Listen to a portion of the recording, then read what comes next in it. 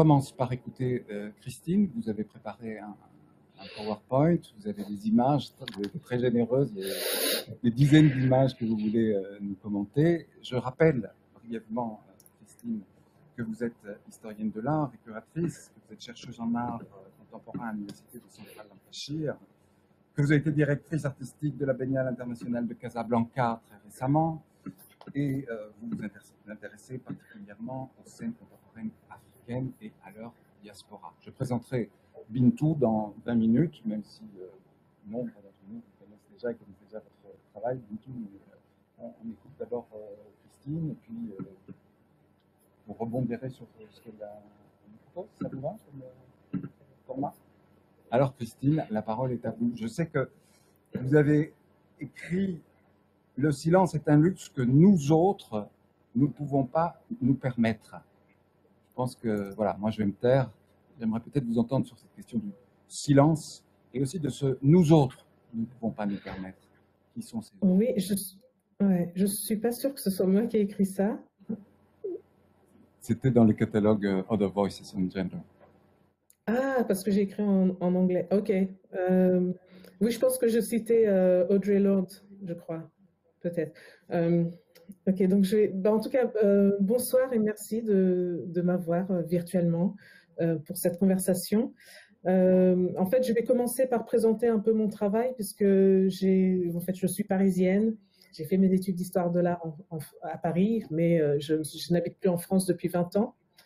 Donc, je vais parler un petit peu de mon travail et peut-être qu'on pourra rebondir là-dessus et faire des connexions avec le travail de Bintou. Alors,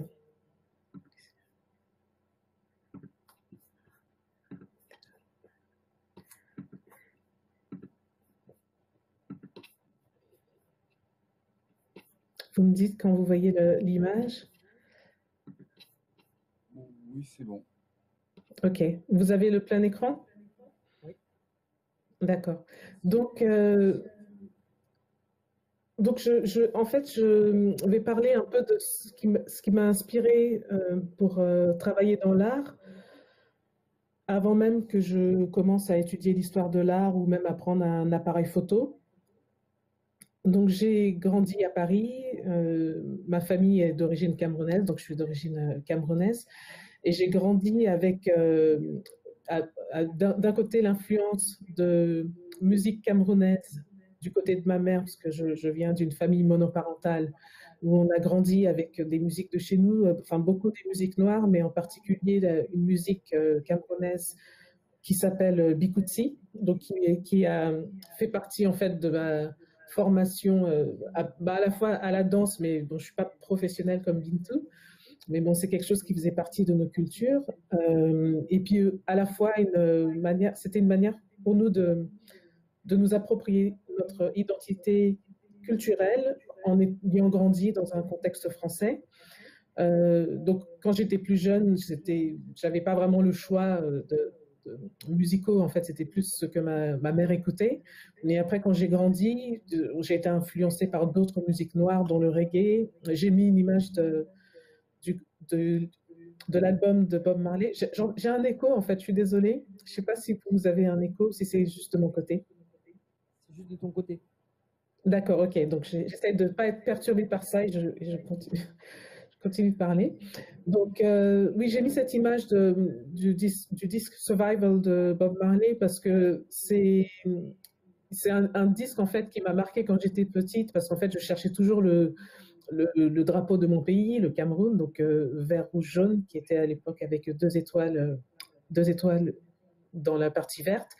Et je trouve, enfin maintenant avec du recul, je vois un peu cet album comme une manière de réfléchir à son identité panafricaine.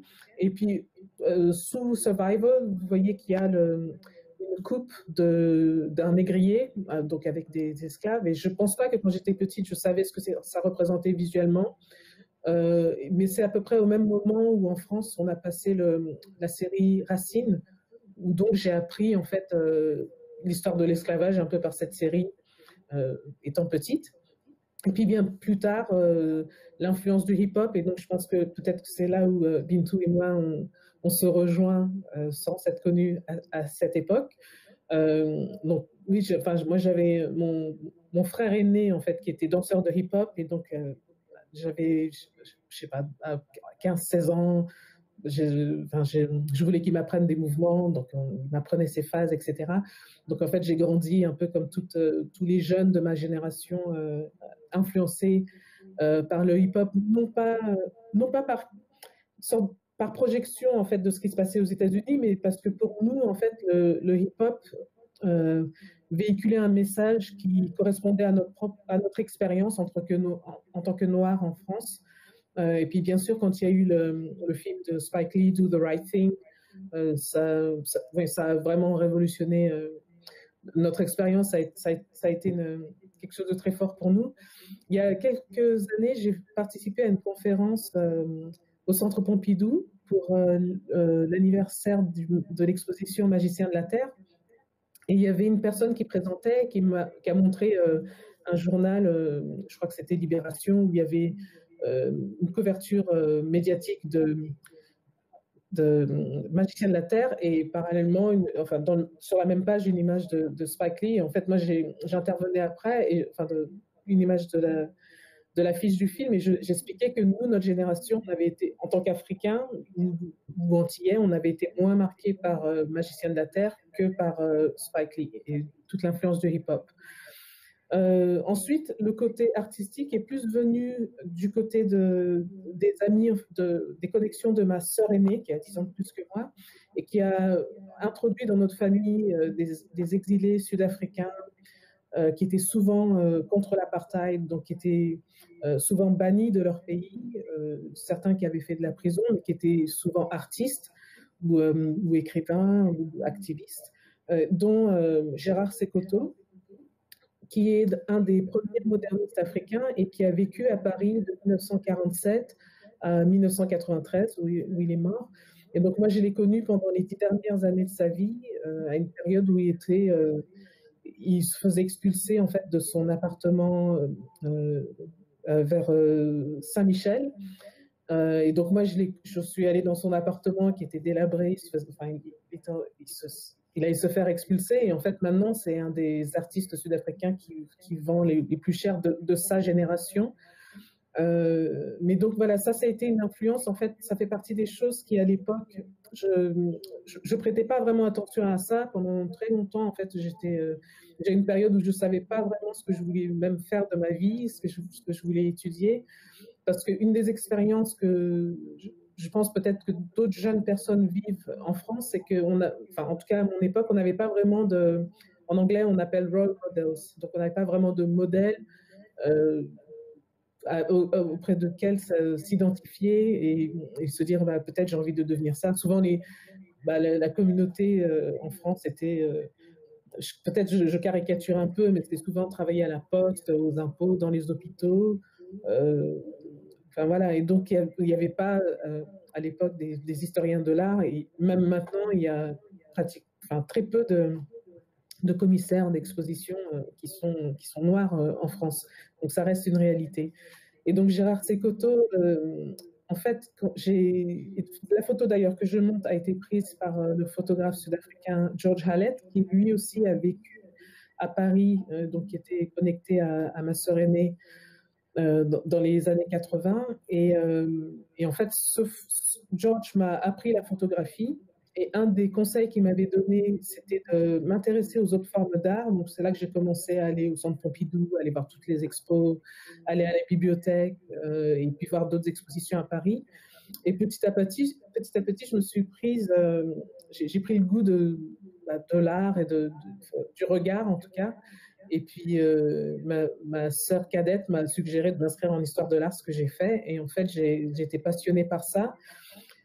Mais une des choses qui m'a marquée quand j'étais étudiante, c'était que, en fait, il n'y avait pas de représentation des artistes africains qui avaient vécu en France, notamment ceux que j'avais connus petites, n'étaient pas représentés, il n'y avait pas de monographie, il n'y avait pas d'exposition. Et au moment, donc j'ai fait des études, ça ce sont des images de Gerard Sekoto, donc juste pour vous montrer un peu le type de travail qu'il faisait. Donc c'était un artiste qui représentait la figure noire, c'est-à-dire l'expérience noire en Afrique du Sud. Il a commencé à peindre à la fin des années 30, donc ça montre bien que l'histoire du modernisme en Afrique est très riche, et donc il est un des exemples. Et donc son travail, moi je l'ai connu plus tard, quand j'ai commencé à faire mes recherches sur lui, mais j'ai justement décidé de faire mes recherches sur lui parce qu'en 1997, donc quand j'étais étudiante, en licence, je crois, ou en maîtrise peut-être, on devait choisir un thème de mémoire de maîtrise, et il y avait à la même époque cette exposition Made in France au Centre Pompidou. Et en fait, comme la chronologie de 1947-1997 correspondait un peu à la période à laquelle Gérard Sekoto, donc le peintre dont je parlais, était venu à Paris, je suis allée voir l'exposition naïvement en pensant qu'il serait dans l'exposition, puisque c'était un des artistes étrangers qui avait choisi de s'installer en France et qui travaillait à Paris. Et en fait, c'est là que je me suis rendu compte qu'il n'y avait pas de présence africaine dans cette expo, et moi je savais qu'il y avait quelques artistes africains. Et c'est un peu ça qui m'a motivée à travailler sur des artistes africains, enfin particulièrement sur ce peintre, parce qu'en fait à l'époque j'avais pas cette notion de travailler sous le label art contemporain africain qu'on emploie maintenant, mais que moi je trouvais déjà problématique à la fin des années 90 quand j'ai commencé à faire mes études. Notamment pour moi, je faisais un travail monographique sur un peintre parisien d'origine sud-africaine. Et j'ai continué après à travailler sur des artistes sud-africains, dont George Hallett, dont je montre les photos là. Mais pour moi, je le faisais sous l'esprit d'art contemporain plutôt que d'art contemporain africain, parce que quand j'ai dit au début, quand je disais à mes amis j'ai envie d'étudier l'art contemporain africain, on me disait les sculptures, l'art primitif, c'est bien. Et je dis mais non, en fait, moi, je parle d'art contemporain. Donc ce sont des choses que j'ai rencontrées quand j'étais à Paris. J'ai fait mes études, j'ai essayé de faire des stages partout, dans toutes les institutions qui travaillaient avec l'Afrique. Il n'y avait pas beaucoup d'opportunités en France, donc j'ai décidé de partir. Donc je suis partie en 2000, j'ai habité au Maroc d'abord, et puis ensuite je me suis installée en Angleterre en 2001. Et en Angleterre, au début, je commençais par être correspondante pour les arts plastiques pour la revue Africulture. Donc, j'ai proposé d'écrire en fait des articles sur les artistes africains et de la diaspora qui faisaient des expositions en Angleterre. Et parallèlement, j'ai fait de la recherche en indépendante et j'ai découvert, entre guillemets, parce que j'aime pas trop ce terme, c'est pas moi qui l'ai découvert, mais j'ai rencontré pour la première fois le mouvement Black Art à Londres, donc qui est un mouvement des années 80 qui a commencé par de jeunes étudiants noirs britanniques qui ont décidé eux-mêmes en fait d'organiser leurs propres expositions parce qu'ils n'avaient pas accès aux institutions publiques.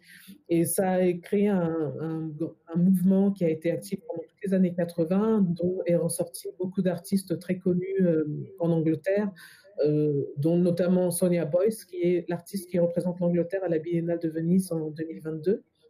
Donc là, j'ai juste mis quelques images du travail qu'il faisait, qui est très poignant et qui, malheureusement, fait écho à ce qui se passe aujourd'hui, notamment l'image qui est en bas à droite de Tam Joseph, The Spirit of the Carnival, qui représente le carnaval de Notting Hill, et la police qui est autour, et donc qui fait écho à les images qu'on voit aujourd'hui de l'oppression policière.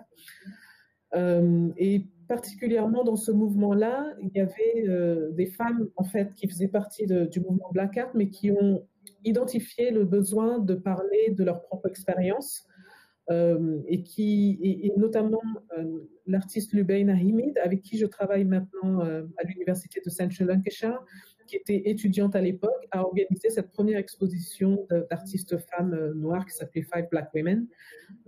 Donc j'ai mis quelques images, donc le travail de Claudette Johnson qui est toujours active comme artiste, et la couverture de ce livre Framing Feminism, qui a une image de du travail de Lubaina Himid, qui a gagné le Turner Prize, le prix Turner en 2017, et qu'il a gagné, dans la presse, on disait que c'est l'artiste la plus vieille qui a gagné le prix, mais c'est un peu ça, comment dire, ça reflète le fait que les artistes femmes noires sont reconnues beaucoup plus tardivement. Et en fait, inspiré de cela, parallèlement, comme je lisais beaucoup, enfin, je continue toujours de lire beaucoup, mais je faisais de la recherche indépendamment et j'ai été très inspirée par tout ce qui était post-colonial studies, cultural studies, black feminism, le féminisme, et en fait, j'ai eu accès comment dire, à des ouvrages auxquels j'avais jamais eu accès quand j'habitais en France et quand j'étudiais en France. Et donc, ça m'a inspiré, en fait, pour poser les mêmes questions que les artistes anglaises noires avaient posées dans les années 80 vis-à-vis de la scène ou de l'art contemporain africain. Donc, j'ai commencé à travailler avec des artistes femmes africaines et de la diaspora. Donc, ça, ce sont des images de deux expositions que j'ai faites. Donc, celle à South Bank à Londres et Women Speak Out à Dakar en 2011. Et en fait, ce sont deux expos que j'ai faites parallèlement. Et par la suite, j'étais toujours directrice de publication d'Africulture et j'avais coordonné ce numéro d'Africulture qui servait un peu de catalogue. J'ai ensuite été invitée par Beaux-Arts pour faire une exposition dans le cadre du Summer Photography sur le thème du genre. Donc, j'ai fait une exposition avec des artistes femmes d'Afrique, des Caraïbes, du Pacifique, qui a été... ça a été une exposition très intéressante pour moi, à la fois en termes de contenu, mais aussi par la situation que j'ai rencontrée avec Beaux-Arts, qu'ils m'ont proposé des espaces que j'ai refusés. Et pendant 8 mois, je ne savais pas où est-ce que j'allais faire mon exposition.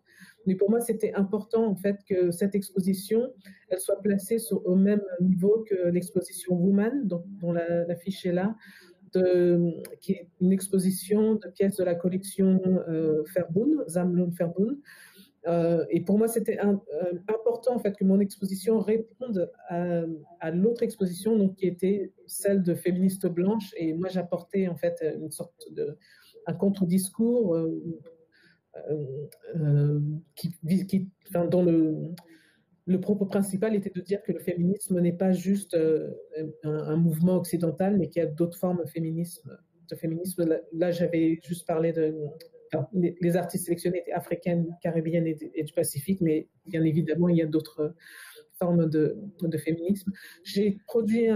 On a produit un catalogue que j'ai édité, dans lequel mon essai principal était celui où je reprenais Anna Mendieta qui faisait partie de l'autre exposition, et en disant un peu, c'était un peu provocateur, mais pas de manière méchante, mais c'était pour dire que Anna Mendieta, si elle était vivante, elle aurait préféré être dans mon expo que dans l'autre exposition.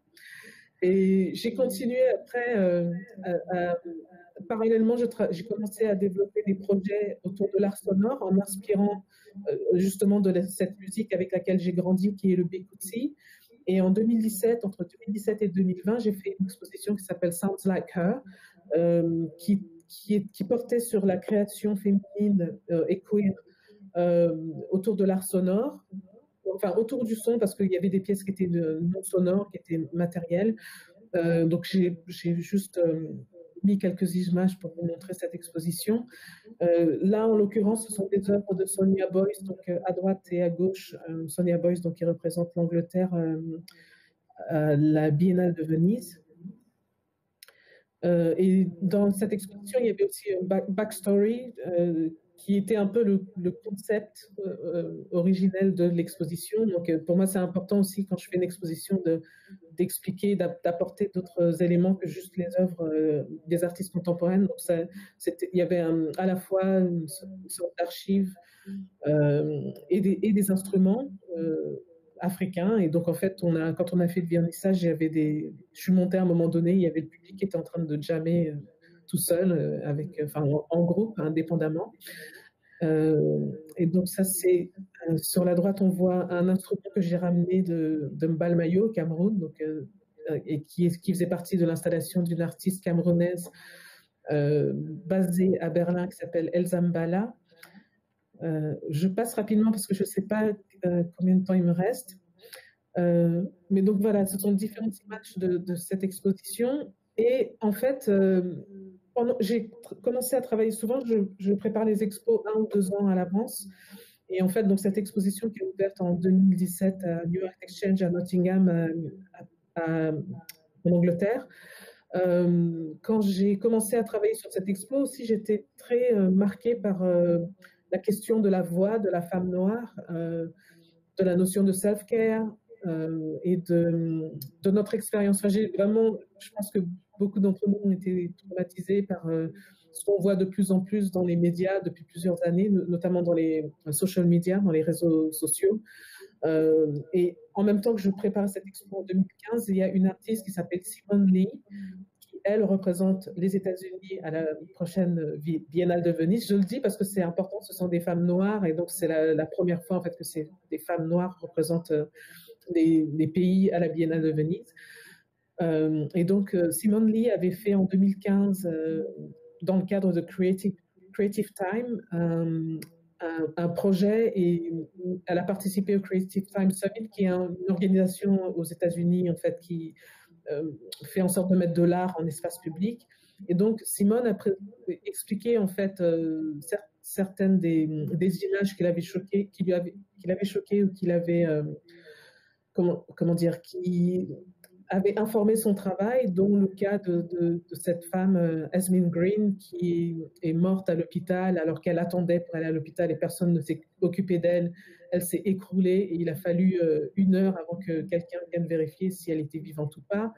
J'ai été aussi marquée en 2015 par ces images qui ont circulé, notamment Sandra Bland, le fait que, si vous vous rappelez de la scène, en fait, elle a laissé passer un policier et elle n'a pas mis son clignotant quand elle a changé de voie, donc elle s'est fait arrêter pour ça.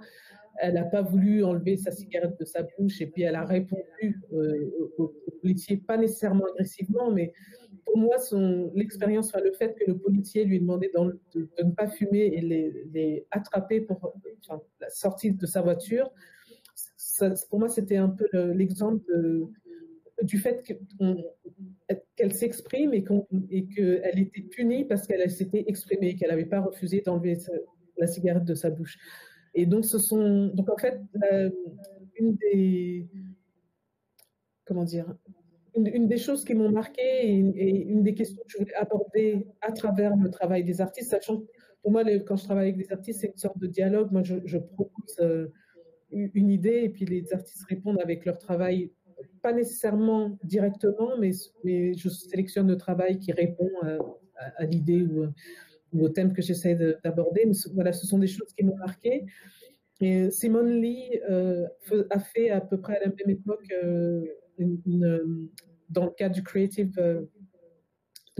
Time, elle a collaboré avec New Museum à New York. Elle a fait un projet collectif qui s'appelait Black Women Artists for Black Lives Matter. Et donc, au moment où je réfléchissais sur mon exposition, j'étais en dialogue avec Simone, donc je lui ai demandé en fait, si je pouvais utiliser des images pour les montrer, aussi pour montrer le lien entre la création, ce qui se passe dans la société et comment ça nous affecte en tant que femmes noires. Il y a un élément sonore, mais je ne vais pas le présenter. Par contre, comme moi, j'ai mon expérience de Paris, mais je trouve que c'est important aussi d'entendre les voix de collègues qui expriment les choses que je pense, mais que je ne peux pas toujours dire, parce que j'attends aussi en fait que la critique, pour parler de critique d'art, et que la critique des institutions soit faite par mes collègues parisiennes. Donc, est-ce qu'on peut passer la vidéo de l'interview de Pascal Hugolo, faite par Marie Daucher? Je ne sais pas s'il faut que je stoppe le partage de mon écran. Oui, c'est très bien. OK.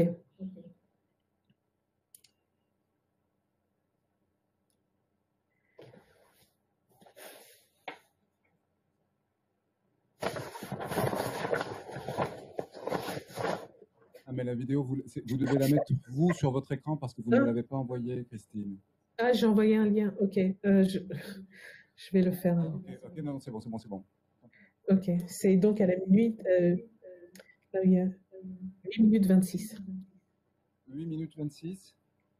Oui, en fait, c'est dans la vidéo, c'est un lien, donc dans la vidéo, c'est à la 8e minute. 8:26.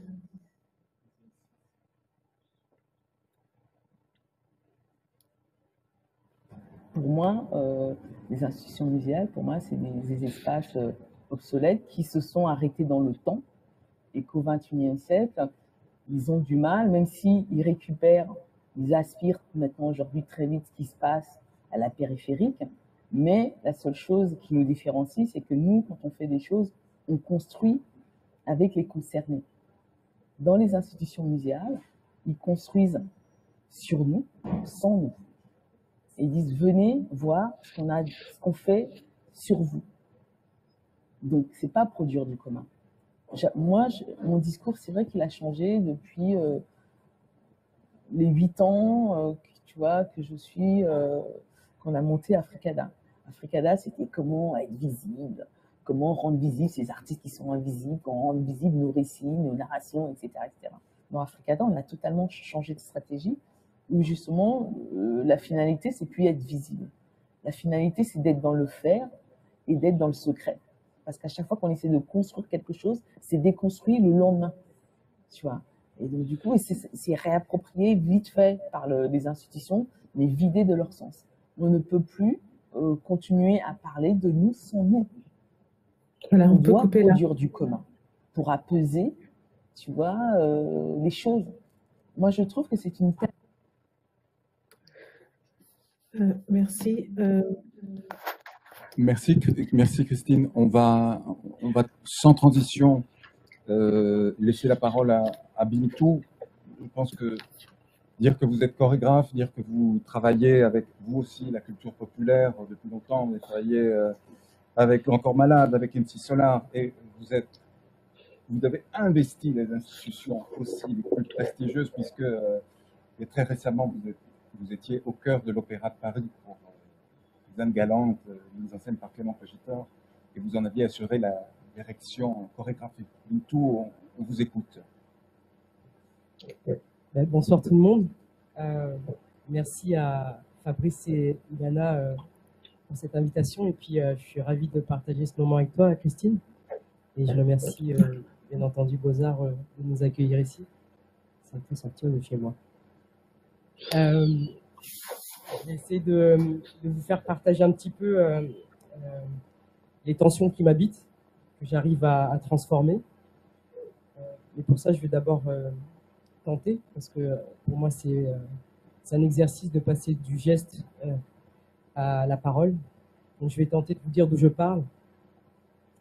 Donc, effectivement, je suis Bintou Dembélé, la fille de Demba Dembélé, de Salimata Koulibaly, soninké du Sénégal, de confession musulmane. Je viens de région parisienne, mi-banlieue, mi-campagne. Je suis ni homme ni femme, mi-homme, mi-femme. J'ai été façonné par la culture hip-hop, une culture populaire, soit, mais une culture de l'image aussi. J'ai donc fait partie de ces pionnières, comme Pascal Obolo, que tu as montré là sur ta vidéo, qui faisait du double dutch à l'époque, que j'ai croisé bien plus tard, mais on a fait partie de cette première génération qui ont fait en sorte qu'en France, on puisse passer de l'image à du concret, c'est-à-dire prendre l'espace public. Je suis passé par les cartons, les MJC, la télé, les concerts. C'est vraiment, ça a été pour moi vraiment un espace de l'underground, du clubbing qui m'a façonné et qui par la suite a été nécessaire de fuir pour passer du nous au jeu en fait. Pour moi, le hip-hop, ça a été fort d'une culture du détournement, une manière de prendre l'espace qui ne s'est pas arrêtée justement à l'underground et au club. Pour ma part, c'était un mot d'ordre pour continuer mon parcours, ma trajectoire.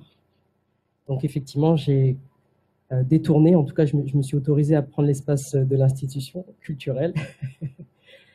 Et puis, il était aussi important de d'essayer de penser la jeunesse de la culture hip-hop, mais j'ai envie de dire plus largement des street dance, des street culture. Parce que assez vite dans mon travail, j'ai eu la nécessité, et donc je sais même pas s'il faut que je parle de travail en fait. D'intérêt, c'est voilà, c'est un mode de vie en fait. C'était un mode de survie, c'est devenu un mode de vie, et aujourd'hui, je pense que je suis encore dans une espèce d'urgence de dire. Donc oui, il a été important, nécessaire pour moi d'essayer de regarder d'autres cultures à la marge qui ont pu se façonner, prendre l'espace comme celui du hip-hop. Donc assez vite, j'ai tenté de palabrer avec ceux qui venaient du voguing, du walking, les gays, les communautés LGBT. J'ai eu besoin de comprendre en fait comment il pouvait y avoir des alliés, comment ils avaient pu se créer un vocabulaire, comment ils avaient pu essayer de tordre l'institution, les règles. Et je pense qu'on a à se dire. On a beaucoup à échanger parce qu'on a une manière d'habiter notre corps. Elle est différente. C'est en ça où j'ai commencé en vous parlant de mes parents, en sachant que c'est la seule chose que j'ai. Je pars du manque de la langue de mes parents, de la connaissance de l'Afrique. Et c'est cet hors-sol-là qui m'a façonné à travers ce hip-hop qui est une projection de cette Afrique-là, à travers des cultures qui ont émergé dans les Caraïbes. Donc, voilà, à cet endroit-là, j'ai envie de parler de marronnage. On aura peut-être à échanger à ce sujet, Christine. Le marronnage qui est cette fugue de l'esclave pour créer des sociétés nouvelles. Il va s'inventer un jardin qui va s'appeler un jardin créole. Il va s'inventer une manière de se soigner à partir des plantes. Il va, malgré tout, arrivant nu sur un territoire où il a perdu sa langue, s'inventer une langue, le créole. Il va s'inventer des chants, des danses. J'estime qu'aujourd'hui, toutes les cultures dont je vous parle sont des cultures marronnes. Et j'aime à penser que, en tout cas à mon endroit, j'ai cette nécessité de la figurer plus à l'endroit de ce qui serait dit une culture urbaine. Mais si je devais trouver une genèse de ma pratique et de cette pensée, je pense que je m'inscris dans une pensée marronne. Je m'inscris dans un geste marron. Je m'inscris dans une torsion marronne. Une manière de réhabiter mon corps pour ne pas être aliéné. Une manière de me mouvoir et d'habiter ces strates. Donc il y a aussi à cet endroit, je pense, quelque chose qui est de l'ordre de la répétition, de quelque chose de circulaire. Et donc ces strates, pour moi, elles m'habitent avec quelque chose qui est de l'ordre aussi de la torsion, de la rupture. Et j'habite ça. Je fais avec ce manque-là, avec ces tensions. Et j'essaie d'habiter ces interstices et de déployer, de réinventer un vocabulaire, une adresse, et de constamment me déplacer. Quand je parle de ça, quand je vous parlais tout à l'heure de ma fuite de la culture hip-hop, je vais reprendre à peu près une expression de Stuart Hall qui est, à partir du moment où vous allez trouver un espace sécure, vaut mieux en sortir très vite avant que ça devienne votre nouvel espace d'enfermement. Je pense que à partir du moment où j'ai eu cette phrase-là, je peux en sortir une autre qui est de Bina Bauch, qui est par moment dans la vie, on reste sans mots, on est perdu, désorienté, et c'est là que commence la danse. Voilà, à partir du moment où on habite la torsion, le trouble, le déséquilibre, le désordre, pour moi, c'est là qu'intervient cette pensée marronne.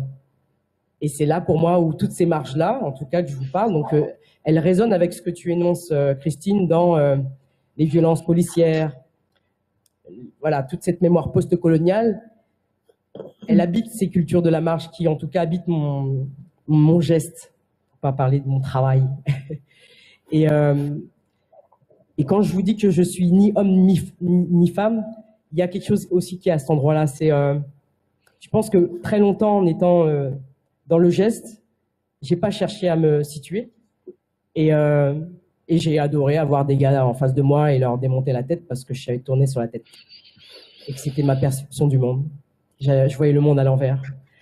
Donc du coup, je pense que cet espace de confrontation, de détournement, voilà, ça a été une manière pour moi de rester debout, mais aussi d'avoir une autre analyse du monde, des mondes autour de moi, en fait. Donc, par exemple, j'ai eu mon bac, mais je l'ai eu pour mon père. Et j'ai pas été plus loin parce que pour moi, j'estimais que je préférais vivre la vie plutôt que de l'étudier. Et puis, je savais qu'effectivement, ce que je lisais ne s'adressait pas à moi, comme toi, Christine. Et malheureusement, j'ai eu aussi la difficulté de la langue maternelle, mais j'ai aussi la difficulté de compréhension de nos chants, rap, etc.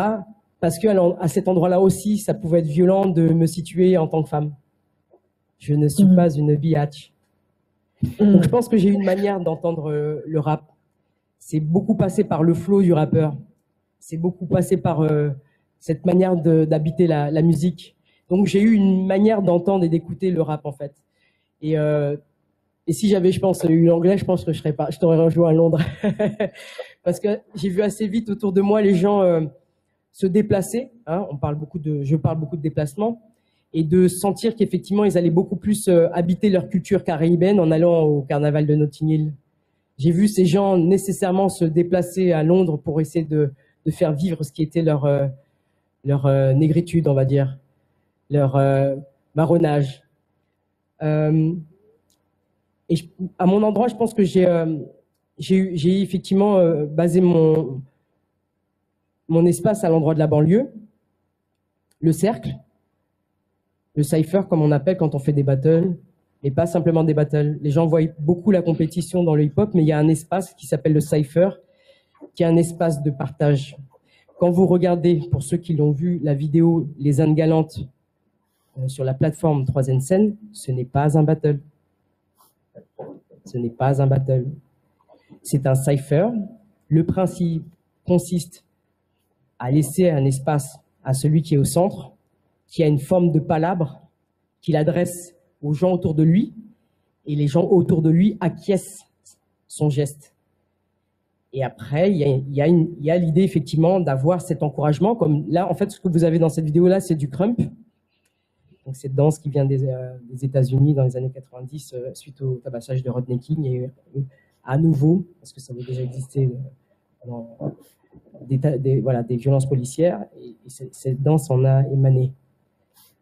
Ce cypher-là, que eux appellent encore autre chose, c'est une manière de palabrer, de s'adresser en fait à la communauté en fait, et à la communauté après à travers la hype, cette manière d'acquiescer, d'entendre en fait.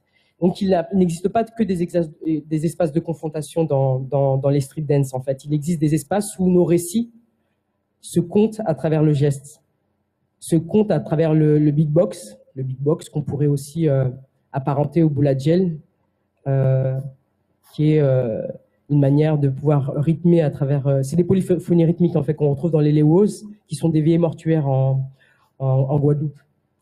Pour moi, c'est une forme de cercle. C'est ça qui m'inspire. J'essaye, à défaut de pouvoir avoir ça dans des institutions, de retrouver des traces de toutes ces cultures, de tous ces rites en fait, hors sol, hors visible, qui sont pas visibles en fait, qui nous manquent, mais je le subis pas. Je fais à partir du manque. C'est-à-dire que si j'ai pas l'anglais, j'ai une manière d'entendre en fait la langue. J'ai une manière de me la réapproprier en fait. Donc mon travail il émane de ça. J'avais quand même envie de vous parler de l'expérience de l'opéra des Indes Galantes qui s'est fait l'année dernière pour essayer de vous situer dans comment j'ai essayé de faire face à cette œuvre qui est problématique. Donc, les Indes Galantes, c'est une œuvre de Rameau. C'est une commande qui lui a été faite pour fêter les comptoirs à l'époque. Voilà. Pour moi, c'est assez clair. C'est une fois que j'aborde cette œuvre qui est un choix de Clément Cogitor, je sais où je mets pied.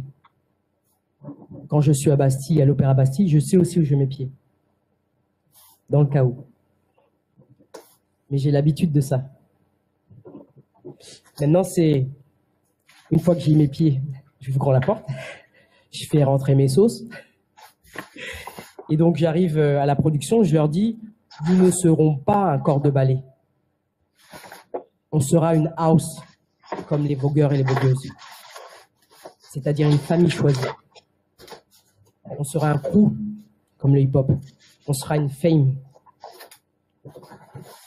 Donc ça commence par le vocabulaire, en fait. Ensuite, il y a un temps de production qui nous est proposé qui, pour moi, n'est pas suffisant pour pouvoir tordre l'œuvre. Donc je décide de mettre en place une formation qui permet aux danseurs d'avoir le temps d'eux.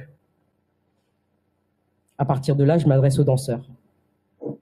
À partir de ce moment-là, je sais que tout du long, je vais créer cette œuvre-là et c'est à eux d'abord que je vais m'adresser. Je vais leur dire que ce sont des sachants et qui peuvent s'autoriser à nommer leur danse. Nos danses ne sont pas des cultures urbaines. Ce n'est pas un fourre-tout. Je vais leur demander d'où vient l'électro. Donc l'électro, c'est une danse française qui vient des clubs, qui se danse sur des musiques noires, mais qui visiblement a été détournée par les médias, qui s'est appelée Tectonique, qui en a été un label et qui a malheureusement invisibilisé en fait cette culture-là. Et c'est à cet endroit-là que je leur dis, mais nommez votre danse, réappropriez-vous ça. Et que parce qu'on fait les Indes galantes, parce que nous sommes à l'Opéra de Paris, vous allez pouvoir à nouveau mettre en lumière votre culture en fait. Aux vogueurs et aux vogueuses, on demande à comprendre en fait qu'est-ce qu'il en est de ce qui se passe en France en fait. Parce qu'il y a eu un moment très fort du voguing et il s'est essoufflé en fait. Et donc voilà, c'est essayer de leur dire que cet espace-là est possible de déployer leur culture et que l'idée c'est qu'on incarne ce qu'on est vraiment sur le plateau. Et donc, nous ne serons pas des sauvages. Nous ne serons pas cette invention coloniale. Nous ne sommes pas des sauvages. Et j'ai même envie de reprendre l'expression de Césaire. Le sauvage t'emmerde. Je fais un petit parallèle sur un média qui m'a un peu montré de quelle manière il était très compliqué en France de pouvoir déconstruire cette image de sauvage. Quand on a eu la presse, Le Monde, qui a titré « Les sauvages de Clément Cogitor », alors qu'en parallèle, j'avais eu un article du New York Times qui vraiment reprenait le fait que c'était subversif d'avoir mis du voguing sur le plateau.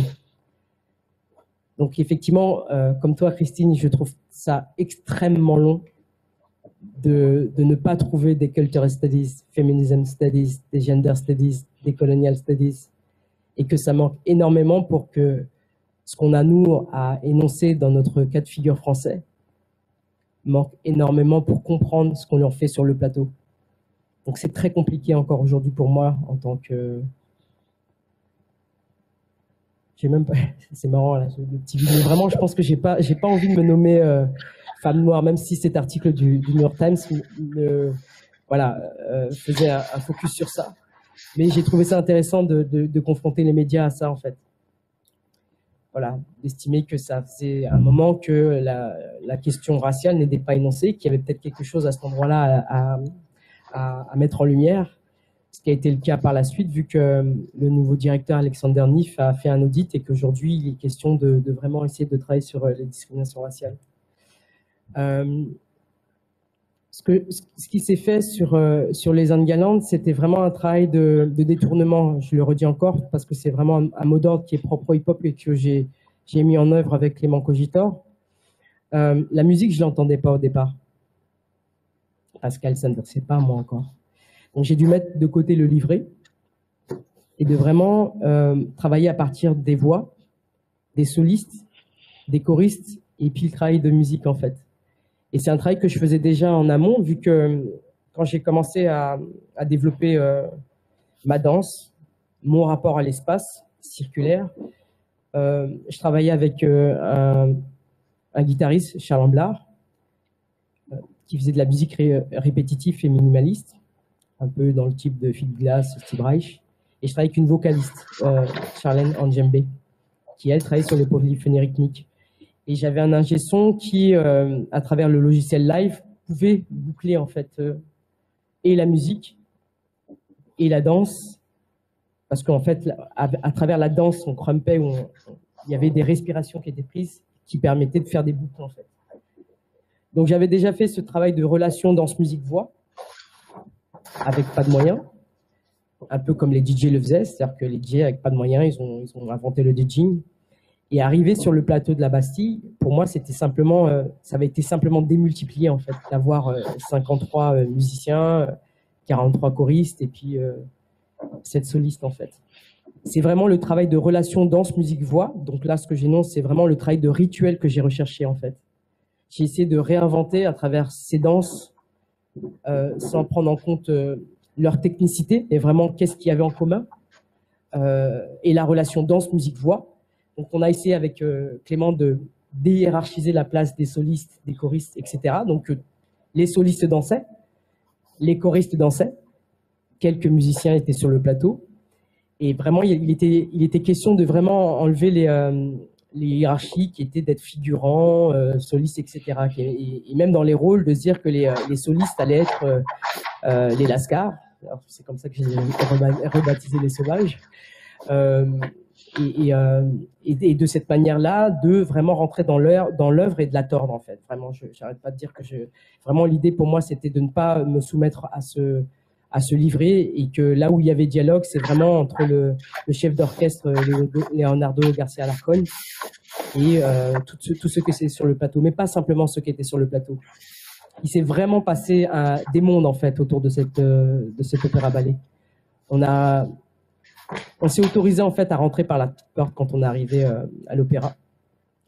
On a d'abord été voir toutes ces personnes qui allaient faire ce spectacle-là, au costume, à la perruque, parce que c'est eux qui allaient nous aider à figurer autre que l'image stigmatisante qui pouvait être portée sur nous dès qu'on allait arriver sur le plateau.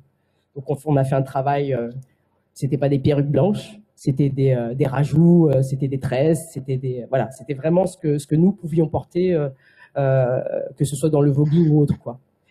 Après, on a eu la chance aussi d'avoir un costumier qui était flamand, et donc tout ce qui était autour de la peau était vraiment figuré en fonction de ce qu'il y avait sur le plateau. Sur le plateau, il y avait des danseurs qui étaient de toutes les classes populaires, toutes les confessions, et tous les genres, en fait. C'est vraiment pas à cet endroit-là que je me suis arrêté. Simplement, là où je suis arrivé avec la casquette, je suis armé pour le fait colonial. Assez vite a surgi la question de la place des femmes et le rôle qu'elles avaient dans le livret. Et là, j'ai dit, waouh, ça va être compliqué. Ça va être difficile. C'est pas une pièce parfaite. Voilà, tout simplement. Ça n'a pas vocation à être parfait. Il y a un autre mot que j'ai souhaité tordre, c'est le mot excellence. Quand on arrive à l'opéra, on a un mot d'ordre qui est excellence. Celui-ci aussi, je l'ai barré. Et j'ai voulu mettre le mot exigence. Ce qui était important pour moi, c'est ce qu'on allait vivre ensemble. Et ce qu'on allait vivre ensemble, pendant plusieurs mois, et là, peut-être le mot est peut-être plus d'actualité, contamination, parce que ce qui nous arrive, là, je pense que c'est un peu difficile. Mais l'idée, c'était ça, c'était de se dire, il fallait que les gens ne se sentent pas en face de nous. C'est qu'ils aient vraiment envie d'être avec nous. Et quand on voit la vidéo qui est sur la plateforme Troisième Scène, le principe, il était le même, en fait. C'était se dire que quand vous la regardez, vous avez l'impression d'en être, en fait. Et donc, j'ai pas arrêté de travailler sur l'idée que vraiment, il fallait qu'on ait ce sentiment d'être en cercle, plus d'être en frontalité, en fait. Et donc, je me suis autorisé à reprendre un geste sur la fin d'un passage, justement, du Grand Calumet de la Paix, qui est justement le point levé. Et à ma grande surprise, là où à la première, on pensait et on était préparé à ce que les baroqueux nous huent, qu'ils allaient arriver avec leur tenue et qu'ils allaient nous huer, et ben finalement, ils se sont levés et pendant plus de 10 minutes, ils ont applaudi. Et ça a été une grande surprise. Je pense que on était convaincus qu'on n'était pas à notre place et qu'on allait nous le démontrer, en fait. Et je pense que ce système qui a été de vraiment rentrer en se disant que l'opéra était une maison et qu'on allait prendre le temps de saluer toutes ces personnes qui font et qui façonnent cette maison-là, les artisans, en fait, qui sont dans les bas sous-sols, ont vraiment été animés et habités par le projet. Et on a réussi à vraiment, j'ai pas de mots en fait, mais vraiment d'avoir ce public levé alors que c'était pas la fin du spectacle. J'ai envie de dire qu'effectivement, là tout de suite, en tout cas maintenant, j'ai envie d'y croire qu'il y a des choses qui bougent, même si le contexte est assez violent et que c'est pas facile. Je me suis rendu compte qu'il était possible de marronner et de prendre la Bastille. Ouais, c'est tout pour moi si vous avez des questions.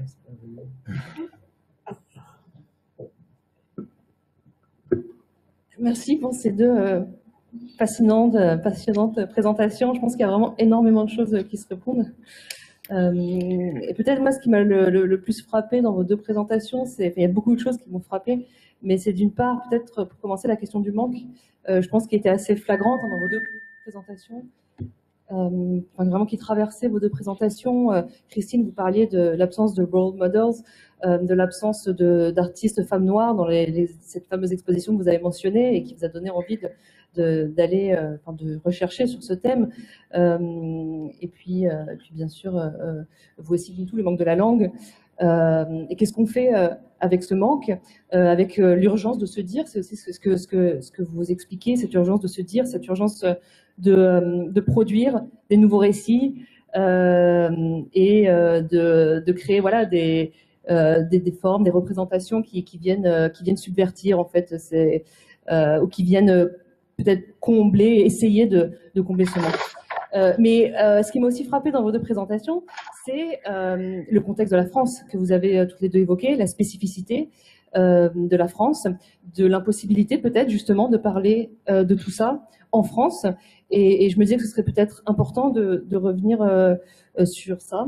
Je pense surtout actuellement où les résistances, elles sont de plus en plus violentes contre les études intersectionnelles, les études de genre aussi, et les études sur la race. Et donc voilà, j'aurais aimé peut-être qu'on revienne un peu sur ça, mais il y a aussi les questions des personnes qui nous suivent en ligne. On a un chat, donc vous pouvez nous envoyer vos questions et on va les prendre.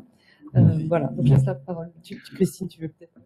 Juste pour dire que dans le chat, il y a une question qui a trait justement à la place du manque dans votre travail, Bintou. Qu'est-ce que vous pourriez nous dire de plus sur cette question du manque? C'est la question du chat aussi. Donc, on vous écoute toutes les deux. Il y a déjà l'idée de se situer sur le territoire français, en fait. C'est-à-dire que dans la famille, c'était cette langue, c'était pouvoir se figurer qu'est-ce qu'était l'Afrique. Je vais vous donner une anecdote. Moi, quand mon père, il m'a pour la première fois amené me balader à Paris et qu'on arrive devant le centre Pompidou, je me suis dit, c'est un Sénégalais, ben moi, je veux faire comme lui, quoi. Pour moi, c'était le nom qui sonnait africain et c'était pas forcément le président de l'époque, quoi. C'est une quête de chercher l'Afrique. C'est à travers la télé, la voir que sous la forme états-unienne, c'était effectivement soit le reggae comme toi, Christine, ou soit c'était l'émission Cosby Show, soit c'était Soul Train qui finalement est devenue l'émission à choper. C'était cette leçon de danse en fait qu'on voyait à travers la télé. C'est une manière de se figurer à travers les BD, parce que il n'y a rien pour s'identifier dans les livres, dans les films français, dans la rue. Mais ce qui est hallucinant, c'est à partir du moment où, en tant qu'artiste, je me déplace aux États-Unis, je leur dis que je suis française, ils y croient pas, en fait. C'est-à-dire que je suis banlieusard d'ici, je suis française là-bas, je suis toubab au Sénégal et je suis africaine en Guyane. Voilà, c'est ce qui se passe. C'est que dès que je me déplace, il y a un stigmate, en fait, qui fait que moi, me regarder, et encore aujourd'hui, c'est-à-dire que vraiment, là, je passe dans le métro, je suis halluciné parce qu'en fait, il y a un gros contraste aujourd'hui grâce à Internet et aux réseaux sociaux. Tout ça surgit, en fait. C'est-à-dire que quand je vais sur Netflix, clairement, par cette culture états-unienne, et ce qui peut être figuré comme des séries ou des films, on y voit des mondes, en fait. Sauf que là, quand je me promène dans les métros parisiens et que je regarde ce qui se figure dans le cinéma, c'est encore très, très blanc. C'est encore ultra blanc. Ne serait-ce qu'une programmation de spectacle. je vais être à l'endroit de l'exception. Voilà. Je vais exceptionnellement être programmé lors d'un festival jeunesse. Je vais être exceptionnellement programmé pour un public d'un quartier. Je ne vais pas être dans une programmation type. La première fois que ça m'est arrivé, c'est quand j'étais en Suède. Je me suis dit, il y a un problème. Voilà, c'est vraiment ne pas figurer dans les médias, dans les films, dans les livres. Et le plus violent, c'est effectivement, quand on nous conte l'histoire, de m'appeler les autres. Voilà. C'est, comme beaucoup le disent, nos ancêtres les Gaulois. C'est se rendre compte qu'aux États-Unis, tout le monde peut parler l'espagnol et ça ne pose pas de problème. Sauf qu'ici, on pourra avoir l'équivalent en arabe et c'est un gros problème. Voilà, c'est tout ça. Christine, vous pouvez peut-être rebondir sur cette question du manque. Il y a une question dans le chat où on nous dit c'est quoi la différence d'être en France et en Angleterre? C'est pas la même chose, particulièrement pour les questions raciales dans l'art. Est-ce que vous pouvez nous en dire plus sur et la question du manque et la manière dont les choses se passent de votre côté de la Manche? Oui, alors la question du manque, elle me parle vraiment. Parce que, en même temps, pour moi, l'expérience que j'ai eue, c'est que j'ai grandi donc, dans un milieu camerounais. Je suis désolée, à chaque fois, je prends un temps de pause parce que je m'entends, en fait, il y a un écho. Donc, j'ai grandi dans ce milieu camerounais où, en fait, notre culture était très présente. Et donc, d'une certaine manière, dans ma famille, on avait cette expérience où ma mère, qui, quand j'étais plus jeune, était un peu chanteuse de musique populaire camerounaise aussi. Donc, on avait beaucoup de musique chez nous et j'avais conscience, en fait, de ma culture, mais à l'extérieur de chez moi, effectivement, comme dit Bintou, on n'avait pas de représentation. J'ai grandi à Porte de Vincennes, près du Musée des Arts d'Afrique et d'Océanie. Mais en même temps, quand j'allais dans ce musée-là, je ne me sentais pas représentée. Même si on voyait des cultures traditionnelles, il n'y avait pas de connexion avec notre culture contemporaine. Donc, il y a eu ce manque que j'ai constaté plus jeune, et puis après, j'étais étudiante en histoire de l'art. Après, la différence, je pense qu'en Angleterre, il y a ce mouvement, en fait, de mouvement Black Art dont je parle, et puis des personnes comme Stuart Hall, que cité précédemment, ont été impliqués très peu dans des comment dire, une sorte d'activisme qui fait que tout ce qui était question identitaire ont été abordés. En France, je prendrai l'exemple, par exemple, quand j'ai voulu faire le numéro Africulture, que j'ai intitulé Féminisme en Afrique et dans la diaspora, le premier titre que j'avais proposé, c'était Féminisme noir, donc titre provisoire. Et une réponse, en fait, on a des débats internes, féminisme noir, ça n'existe pas, c'est le néologisme. J'ai dû dire, mais en fait, il y a des féministes, je sais pas, la génération précédente, qui se sont exprimés là-dessus, qui ont milité depuis leur position de femme noire. Et donc, en fait, en Angleterre, mon expérience, c'est qu'il y a des choses qui sont abordées de manière beaucoup plus simple qu'en France. Et en France, c'est vraiment compliqué. Je me rappelle quand j'étais venue à Paris dans le cadre de l'exposition Africa Remix, au Centre Pompidou en 2005, il y avait un symposium qui s'appelait Post-Colonial Studies en débat. Et en fait, il y avait des personnes plus jeunes que moi en fait, qui expliquaient que c'était la première fois qu'on parlait de ça en France. Donc, c'était en 2005. Et moi, les ouvrages que je lisais, que j'ai eu accès en Angleterre, dataient des années 70-80. Donc, il y a un décalage. Ouais, ouais, je pense que les Anglais ont une manière comment dire, directe d'approcher les choses. Oui. Moi, j'aurais une question toujours sur cette histoire de manque. Est-ce que parfois le geste manque? Est-ce que parfois vous manquez de geste? Vous n'arrivez plus à poser un geste pour dire les choses, pour exprimer la colère, exprimer... Ça m'est rarement arrivé, mais en ce moment, ouais. Là, j'ai comme un sentiment de sclérose. Ouais. Je suis plus animé, habité là. Je pense que l'actualité, elle a été très, très chargée. Mais il faut que ça manque pour se redéployer. J'ai appris ça récemment. Je me suis rendu compte que l'urgence dans laquelle j'étais, donc la surcharge de mouvements, presque comme si on était constamment en apnée, finalement, si on s'autorisait justement à... Et ça fait même partie de ma danse. Si on s'autorise aux suspensions, aux apnées, aux arrêts, au silence, on dépose et ça se transforme. Mais c'est la frontière qui est presque celle d'être sous l'eau et de paniquer, de ne pas avoir suffisamment d'air pour remonter à la surface. C'est un autre monde en fait. Et c'est que récemment que je me suis autorisé à me dire que les silences, les arrêts, les suspensions pouvaient redéployer ma danse et mieux l'habiter en fait. Et ce qui se passe pour moi, là, je pense que c'est une rupture et qu'elle est nécessaire. Elle va être douloureuse, mais elle est nécessaire. Elle va en laisser plein sur le carreau, mais elle est nécessaire. Il y en a plein qui ont peur. Habitez votre peur. Traversez-la. Ce silence, c'est s'autoriser à lâcher prise pour moi. C'est se décentrer. C'est arrêter des fois de dire je, même si moi-même j'ai voulu lâcher le nous pour dire je. Je pense qu'à un moment donné, c'est arrêter de dire je. Mais tu sais, quand tout à l'heure tu disais ouais, t'es un homme blanc, donc j'entends déjà, merci. Parce que c'est encore très difficile en France d'entendre ce positionnement-là. Mais il y en a plein d'autres en fait. Il y en a plein d'autres de hiérarchies en fait. Et c'est tous ces nœuds-là qu'ils ont besoin d'être déliés en fait. On ne peut pas les situer qu'à un endroit.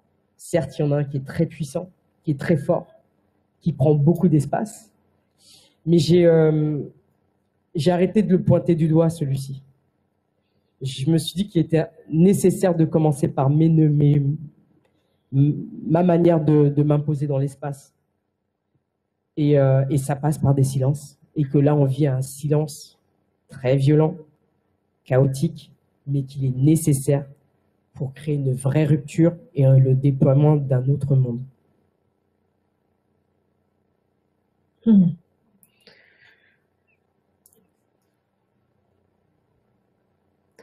Ouais, je sais.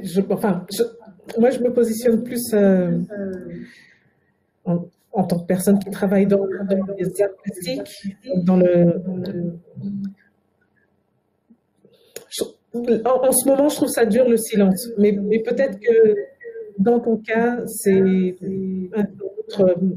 un autre paradigme et une autre réponse à un contexte. En sachant qu'on n'est pas dans les mêmes contextes, mais il y a des choses, j'imagine qu'on vit viscéralement de la même manière. Moi, j'ai été choquée récemment de ce qui se passe en France, notamment avec la situation avec Michel Zecler qui s'est fait brutaliser par la police. Ce sont des choses, en fait, je pensais à la présentation que j'ai faite, il y avait des images plutôt des États-Unis, mais en fait, ce sont des choses qui arrivent en France, ce sont des choses qui arrivent aux États-Unis. Le silence, pour revenir à cette question du silence, pour l'instant, moi, je suis plus dans la démarche de parler, speak out.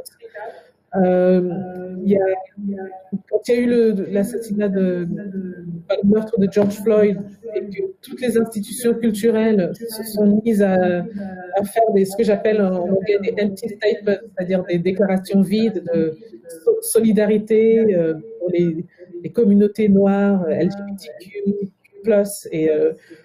et en fait, ce sont ces institutions-là qui sont des institutions majeures qui ne donnent jamais en fait de voix. Et en fait, en préparant la conversation, je regardais, si vous avez la chance de regarder l'interview de Pascal Obolo, elle fait du fait que les institutions devraient être en dialogue avec les communautés. Elles ne le sont pas en général. Et là, on est plusieurs, enfin, aussi bien moi que des collègues d'autres artistes reçoivent beaucoup de propositions pour des projets, parce que les institutions soudain se disent bon, voilà, il y a le racisme, ça existe, qu'est-ce qu'il faut faire pour changer les choses, alors qu'en fait, ce sont des choses dont on parle depuis longtemps. Donc, mais j'ai du mal, en fait, en ce moment avec le silence. Mais ça en fait partie, c'est-à-dire que ce truc de se dire qu'énonce Pascal en disant on ne peut pas parler à notre place, il y a vraiment cette histoire-là de se dire qu'il y a des silences nécessaires pour que d'autres récits, d'autres respirations, d'autres manières d'habiter l'espace puissent en jaillir en fait. Il y a différentes formes de silence. Oui, je comprends ce que tu veux dire. Et peut-être aussi pour revenir à l'interview de Pascal, ce que j'ai trouvé intéressant, c'est que tu parlais de production d'institutions hors sol qui n'étaient pas visibles. Et ça me faisait penser à ce que Pascal disait dans l'idée de créer dans le secret. Parce qu'en fait, quand on crée, les institutions récupèrent ce qu'on fait, elles vident de pense. Donc, mais pour moi, c'est du marronnage.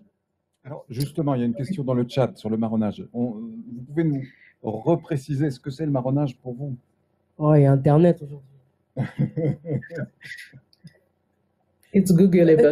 Moi, ça m'intéresse de t'entendre, Christine, parce que je me suis autorisée à te demander si tu connaissais, en disant que moi, j'ai comme référent en France Denetem Touambona, qui a écrit le livre Fugitif ou Courtu, et Sylvie Chalaï, qui a écrit le livre Corps marron. Mais toi, tu me dis, non, mais ça fait très longtemps qu'il y a des artistes qui abordent ce sujet et que c'est abordé en Angleterre et que peut-être que tu peux nous en parler à ton endroit, justement.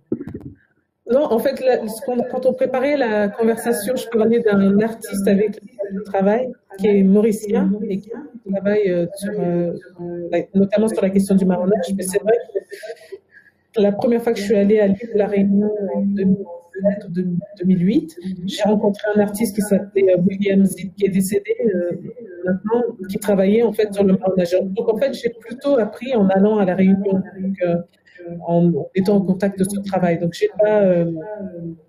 j'ai pas personnellement fait des recherches là-dessus, mais bon, ça fait le marronnage, c'est une des formes de résistance des peuples enfin des esclaves qui se sont libérés eux-mêmes, mais qui sont partis habiter dans les montagnes et qui ont créé une culture, peut-être on peut dire marginale, mais tu donnais l'exemple justement, oui, de créer un jardin, jardin créole.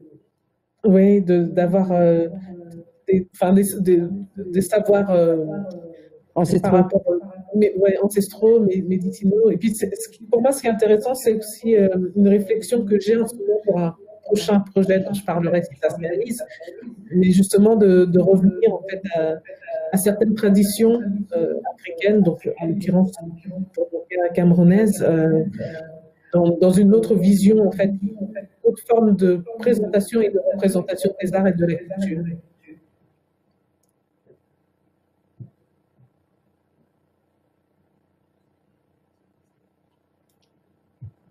Est-ce que vous en avez, vous? Puisque on parle de marronnage et d'esclavage, du coup, je voulais vous peut-être aborder la question du passé. Comment est-ce que vous convoquez le passé, le rapport entre le passé et le présent dans votre travail? Quelle conception, en fait, est-ce que vous avez? Parce que c'est quelque chose qui est très important dans les études postcoloniales, hein, l'idée que le passé, il est dans le présent, qu'il n'y a pas eu de rupture entre le passé et le présent. Et c'est aussi une manière de contredire un peu cette vision libérale de l'histoire qui voudrait que l'histoire serait une forme d'émancipation progressive. Et voilà, je voulais savoir comment est-ce que vous abordiez cette question de la temporalité et du lien entre le passé et le présent. Peut-être je vais répondre parce qu'en même temps, ça me permet de rebondir sur ce que tu disais, Bintou, par rapport à l'absence.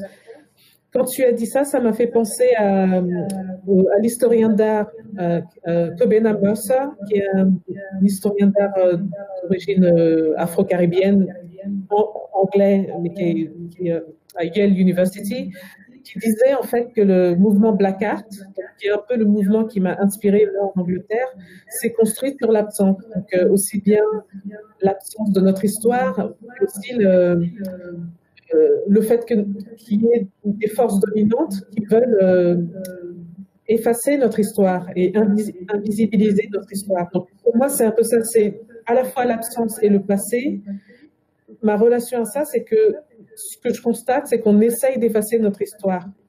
On a le cas, par exemple, en Angleterre, d'archives en fait nationales qui ont été détruites par l'Angleterre, donc sous l'histoire coloniale. Et donc, aussi bien, je travaille sur l'art contemporain avec des artistes qui sont contemporaines et certains qui ne sont plus là.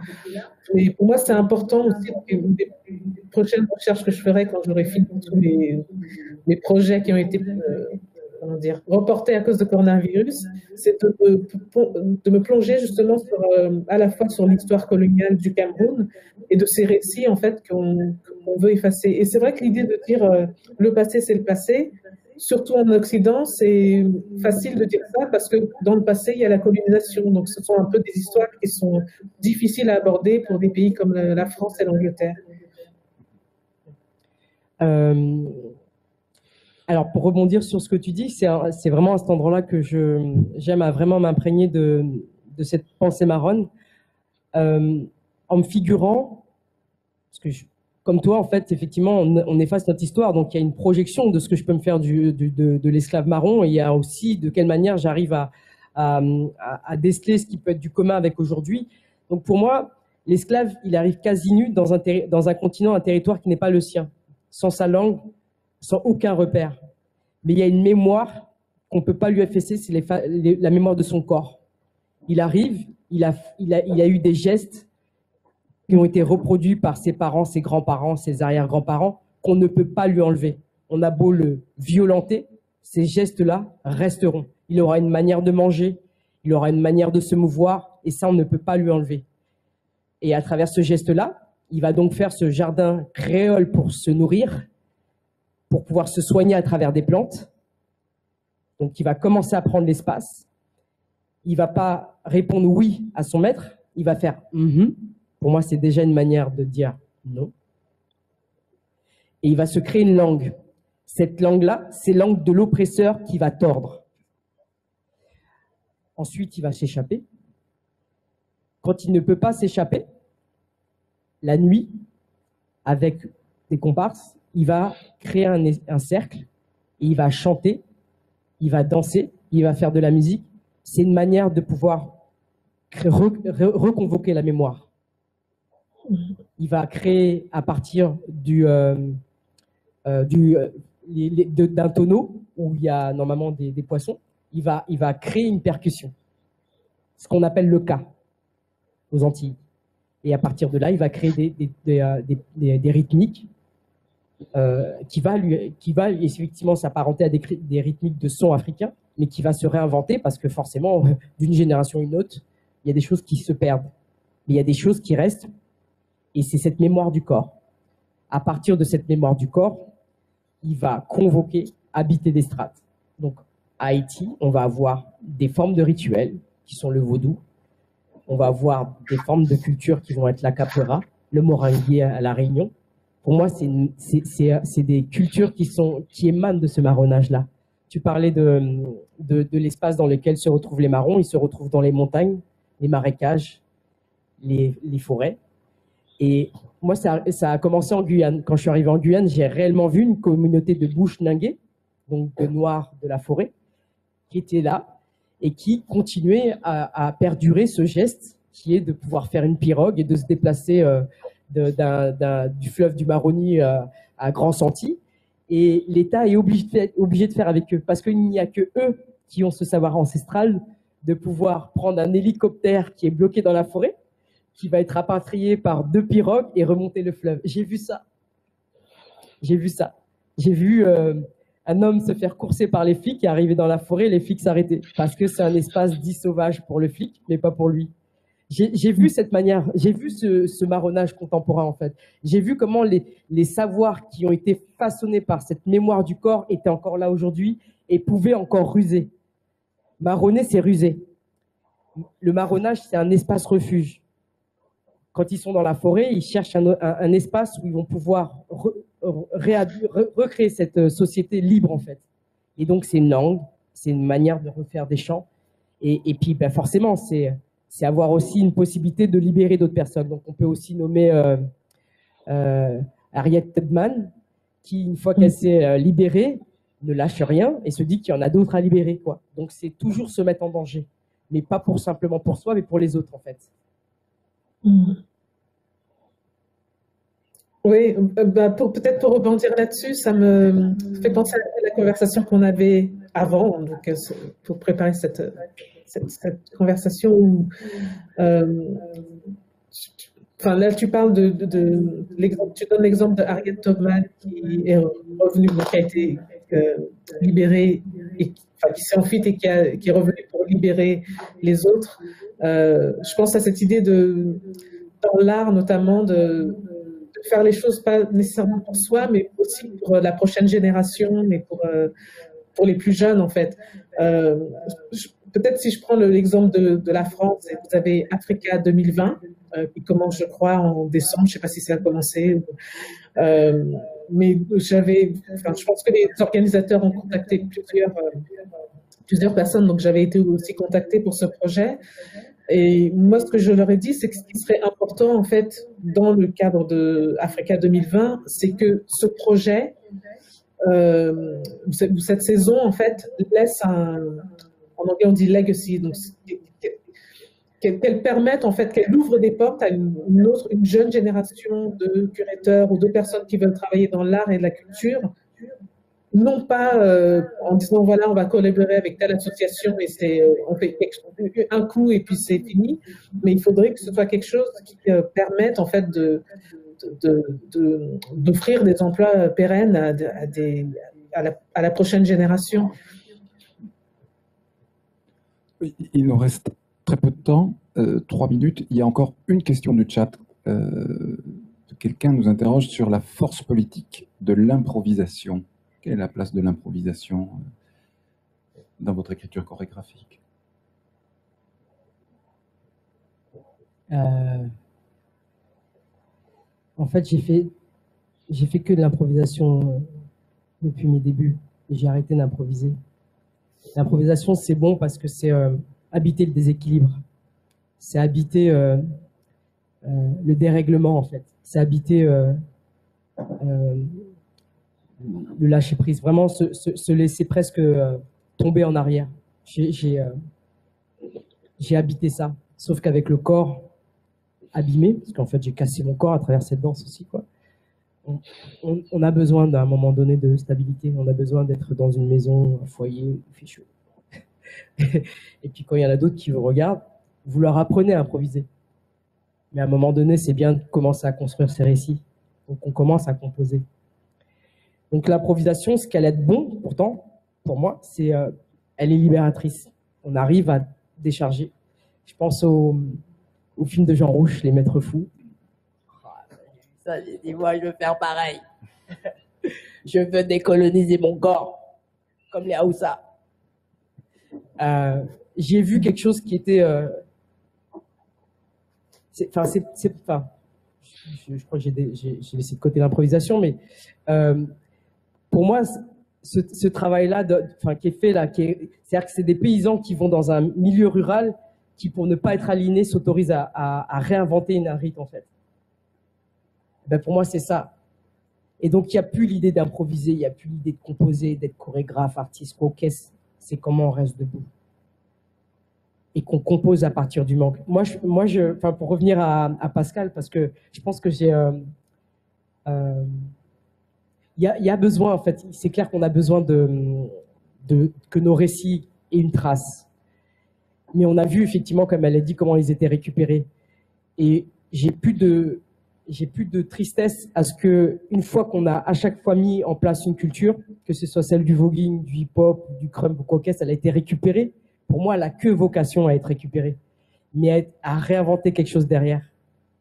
Je vais presque m'autoriser à quelque chose, je ne suis pas très sûr, mais je suis convaincu que cette danse dont je vous parlais tout à l'heure, qui est l'électro, je suis presque convaincu qu'elle est née lors des révoltes urbaines de 2005. Électro. Zien et Bouna ont été électrocutés. Ils ont une manière de danser qui est un déploiement des bras, une torsion,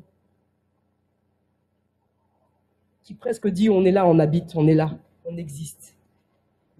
Et pour moi, elle était assez vite récupérée, cette danse-là, mais c'est un cri du corps, en fait, c'est ça qu'il faut entendre. Et qu'il y en a plein de cris du corps. Et qu'ils énoncent un contexte politique, économique et culturel à un instant T. Le voguing l'a fait dans les années 70, et avant ça, il y a eu les balls où c'était plutôt des gens de classe moyenne blanche qui les mettaient en place. Et à un moment donné, c'est des personnes racisées qui ont dit on en a marre, on va faire du voguing. Parce que vous, gays, blancs, vous nous empêchez. Et c'est comme ça qu'est né le voguing. Voilà, c'est la vie en fait. J'ai presque envie de dire c'est la vie. Nos cultures sont éphémères en fait. Et je reprends ce que je vous ai dit par rapport à Stuart Hall. Quand tu as trouvé un espace de survie, il vaut mieux en sortir avant que ça devienne ton nouvel espace d'enfermement.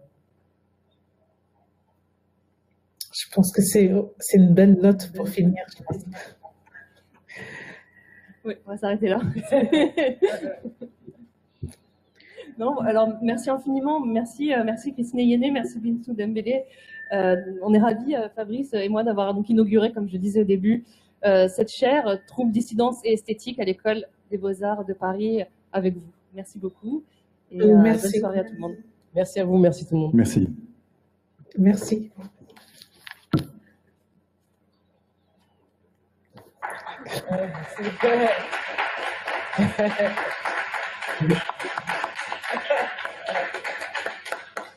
C'est magnifique.